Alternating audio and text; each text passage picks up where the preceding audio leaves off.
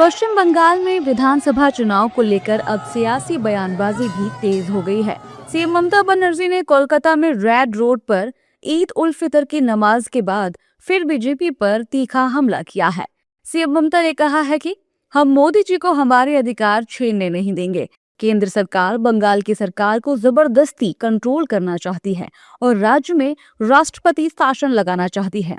उनकी सरकार डरने वाली नहीं है। जो डरते हैं वो हार जाते हैं और जो लड़ते हैं वही जिंदगी में आगे बढ़ते हैं। हमारी पार्टी हर हाल में लोगों के हक के लिए खड़ी रहेगी। वहीं सीएम ममता के बयान के बाद सियासी माहौल पूरी तरह से गर्मा गया है। बीजेपी और उसके सहयोगी दलों के नेताओं ने सीएम ममता के बयान पर तीखा पलटवार किया है। इस दौरान उन्होंने कहा कि ममता बनर्जी बंगाल से जाने वाली हैं, इसीलिए इस तरह के असभ्य बयान दे रही हैं। ये बुखलाहट है जब उनको मालूम हो गया है कि बंगाल की जनता ने अब मन बना लिया है वज़ीर आज़म साहब का हाथ मजबूत करने का, मोदी जी का।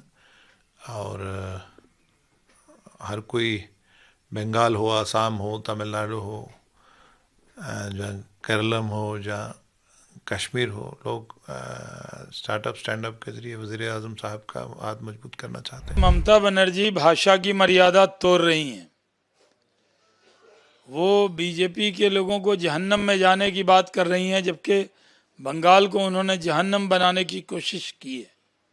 इस बार ममता बनर्जी की विदाई तय है। अब विदाई से पहले दीदी रो रही हैं, तो वो रोते रोते विदा हो जाएंगी। बंगाल में आएगी बीजेपी, छाएगी बीजेपी, सरकार बनाएगी बीजेपी। ममता बनर्जी बहुत विलम्ब कर चुकी है। ये सब कुछ भी कर लें, अब ममता बनर्जी वो खुद समझती हैं कि अब ममता राज आने वाला नहीं है। टीएमसी का सफाया होगा इस चुनाव में और भारतीय जनता पार्टी आएगी। हालांकि विपक्षी दलों के नेताओं ने सीएम ममता के बयान का समर्थन किया है।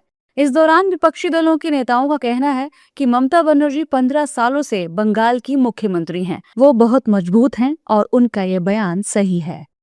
मेरा मानना है कि बंगाल चुनाव में शाब्दिक हिंसा की शुरुआत बीजेपी ने ऐसे कर दी और ऊपर से चुनाव आयोग की जो पहलकदमियां रही हैं वो संदिग्धता के घेरे में है। और अगर आपको याद हो तो कल आपसे बातचीत के क्रम में मैंने कहा था कि ये बिना आर्टिकल 356 के प्रमलगेशन के it's a direct take over. मतलब आप वहाँ के मुख्यमंत्री को, वहाँ के प्रशासन को गौण कर दिया आपने। और जिस स्केल पे आपने तब्दीलियां की हैं ये अनप्रेसिडेंटेड है। हमने नहीं देखा आज तक ऐसा। ममता बनर्जी ने अपने बयान में विपक्ष की आवाज को दबाने की कोशिश की बात कही है।